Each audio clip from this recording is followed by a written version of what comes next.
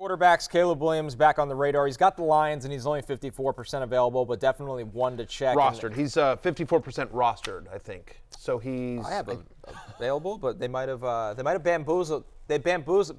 Yes, Pete bamboozled me. Yeah, do you believe that? It's Pete's because a I didn't accept the Wow. Tyrone Tracy for Sabotage. Dontavian Wicks trade. Pete. What's Pete That's trying good to revenge. do? Yeah, he's a bamboozler. You gotta give it to him for that one. That backup producer So Pete. thank But you for anyway, saving me. Yeah, he is rostered in 54% of leagues. but he is out. He's out there in almost half of Yahoo leagues as well. Again, Brock Purdy. There's a chance he may not go on Sunday night. We don't know if Trevor Lawrence is going to make his way back for the Jaguars. So if you're looking for a quarterback, and honestly, I'm not sure I want Brock Purdy on the road at Buffalo anyway. You know, like Coming off a it depends upper on body injury. it's just it's America a little. needs Brock Purdy to play that game. I can't watch Brandon Allen in primetime. No one It's will no believe. good. NBC. Yeah, your Maybe it'll be employer, Daniel our Jones. employer. Yeah, maybe Maybe Daniel it'll be Daniel Jones. Daniel Jones. I would watch Can you imagine? that. I would Why absolutely can't we watch just have that. Josh Dobbs? I don't understand. Dobby! It's the same thing last year. Why are we going with Nick Mullins and Jaron Hall over I Josh know, Dobbs? I Dobbs is know. better than these guys. We're Now, a pro arguably- Josh Dobbs table here. Arguably, Kevin O'Connell has more information to make the decision than I do, but it certainly felt like Josh Dobbs was better. Yeah, there's no question about it. So anyway, if Caleb Williams, who's played well last couple of weeks as well, seems like the coordinator change from Shane Waldron to Thomas Brown has really helped as well. You know, it's the Thanksgiving game. They're at Detroit, so you don't love that matchup. But I feel better about Caleb Williams than any of the other guys we're about to mention. I'll just say that. On Caleb, Detroit, scary. They're 10.5-point favorites. They might be the best team in football. Like, they are a pass funnel defense. They have arguably the best run defense in the game after the Ravens. And so through the air, they've been better. They have the great safeties, but Aiden Hutchinson's not there, and the pass rush isn't so overwhelming. So I think Caleb Williams is going to play well in this game. I think they're going to lose because they got the worst team and they're on the road, but I think he will play well. Yeah, listen, and he's been getting you points with his legs. He's been running a little bit more. He's made some unbelievable throws. And then you see week 14, he's out the 49ers, a no longer scary Niners defense at all. So certainly if Caleb Williams is out there, he's worth looking at. One more thing, they're 10-point underdogs, so they will be chased. In theory, they should be chasing points in an indoor game. Yes. You like that? Yes. In fantasy. So I am scarred from last Thanksgiving when I had a big position on the Detroit Lions as I believe 8-point favorites against the Green Bay Packers. And then Jared Goff had an implosion, the likes of which you rarely see. One of those Jared Goff games where it just feels like the body just kind of breaks down and like, why is the ball coming out like that? That's not how people throw footballs. So we'll see. I think he's probably beyond that, though he did throw 5 interceptions. He did. I was just going to say, he maybe got that game out of the way. It was the Houston game. He got that out of his system. He's just good for 2 a year. 2 a year from It's like the Jared. 0-0 in roulette. That's what it feels like. It might happen. Be careful. What do you think about the second name on my list right there? Aaron Rodgers against the Seahawks. Wow. You are in bad shape if this is who you're starting at this time of the year. There's a reason I'm drinking free. Yep. 65% available, though, so he qualifies. He's had multiple touchdown passes in 3 of his past 4 games, 4 of the last 6. Just feels like he's good for sort of 2 touchdowns, and he'll throw a pick or whatever. He's not going to get anything with his legs, but he's good. Right, but he's literally good for like 15 to 17 points. Feels like he's like 225 and 2 touchdowns kind of locked in there as well. 3 of the last 4 quarterbacks that have faced the Seattle Seahawks have scored at least 17 fantasy points. The only one that hasn't, of course, is my ride or die, Kyler Murray. So I'm down bad. In this game, the Jets are 2.5-point dogs at home to the Seahawks. It's about time. The Seahawks were just dogs at home to the Cardinals. Like, this is where the Jets are at. Do you think this Rodgers injury stuff, is it like he's, carrying a severe, is this real? I think he has like 4 different things. Let me ask another question as well. Because I don't know if you noticed this, Jay Croucher, but in the League of Assholes, I noticed that one Connor Rodgers, host of Badlands, the second best Jets podcast out there, picked up Tyrod Taylor. I did say that. Yes. One of the notifications I got in between your ridiculous NBA pickups last night. You were at work again last night on the waiver wire. I was. The 2 a.m. waiver wire? Yeah. I think Keeps me up at got night. dropped, I believe. Well, he was injured. So he's bad and he wasn't going to play. NBA fantasy was a terrible idea. Nobody plays. Nobody plays in the NBA, ever. My entire roster could play. On my bench for weeks. Yeah, but yes. I don't think he finishes this season. No, I don't Aaron think so. Rodgers. Yeah. That was and the thought behind. And in our league, Tyrod Taylor is like striking in oil. Oh. Yes. If Tyrod Taylor gets a start, like and I don't with his need legs, I have Baker Mayfield, Justin Herbert, and Sam Darnold. Why people are starting wow. Tommy? Look at you. But look at you. I Grady, like kind of being League of Assholes. Yeah, exactly. I don't want anyone else to have. Yeah, exactly. I had a roster spot. Wow. Yeah.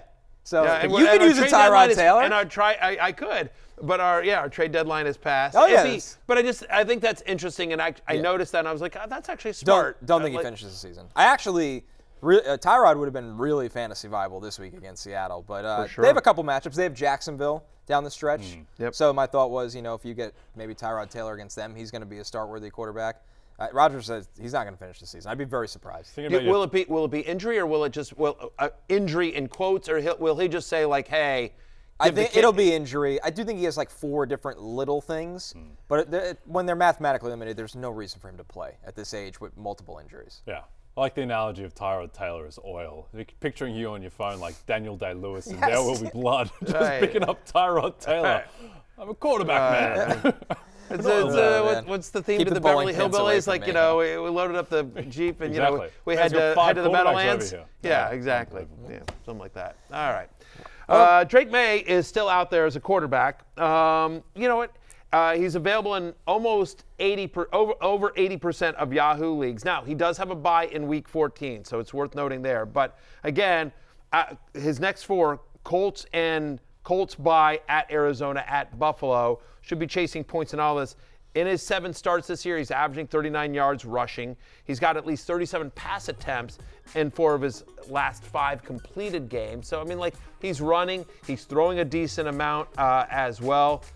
Like, again, you're down bad when you're down this far on the list. But I do think Drake Maye, because of the legs and because the Patriots' defense has sort of fallen off as well, he's fantasy viable. Yeah, I mean, the good thing is with Drake Maye in fantasy is when he makes mistakes, they're still chasing points. Yes. So I'm not thinking against him. He's not working with much. I think he's been much better than what he should be considering the environment. 1,000%. Like, I've been really impressed. It's just he's making rookie mistakes. I think a lot of people were like, but you don't want Drake Maye. He's only started a handful of games in college. Doesn't have that big resume. They were also like the Patriots, like, don't start him because the offensive line is terrible, Right. and so you don't want to like Break Mac him. Jones him. You don't want to break him. And Bryce Young. He has, and he's rebounded in a terrific way. I think absolutely Drake Maye has looked a lot better than anyone thought he was going to, given the environment and his experience. So, kudos to Drake Maye. We talked earlier in the show about Bryce Young in his year 2 starting to look a lot better. Same can be said for Will Levis, who, since he returned from injury, he's had at least 15 fantasy points in all 3 games. He's averaging over 17 fantasy points per game. And now he gets my down bad Commanders, who over the last 4 weeks are giving up almost 20 fantasy points per game to quarterbacks. That's 10th most in the NFL. Levis gives you a little bit with his legs as well. Not scared to throw deep. Nick Westbrook-Aquino's down there somewhere. It's really what it's come to. Yeah. You're not scared to throw deep. He's not scared to throw at all. No. He'll throw anything I out think there. fearless. There is the notion that Will Levis has turned a corner, and I agree he's been better. I think he's turned more like a structure that vaguely resembles a corner. Yeah. But the good thing about Will Levis is when he makes his mistakes, he gets the ball right back because Yeah. they run him Yes, back for that's 6. true. So fancy-wise, let it fly, Will. Keep letting it fly. And the rush attempts are there. He only had 10 rushing yards, but he ran it 8 times. Yeah. Sacked Which- 8 times. yeah. That's the bad thing with Levis. It's a bad offensive line. But again, with Ridley and NWI, they've been getting Chig Okonkwo, my guy Chig. He's been getting in the mix. He had that big 70-yard touchdown. So all of a sudden, Pollard's a nice pass catcher out of the backfield.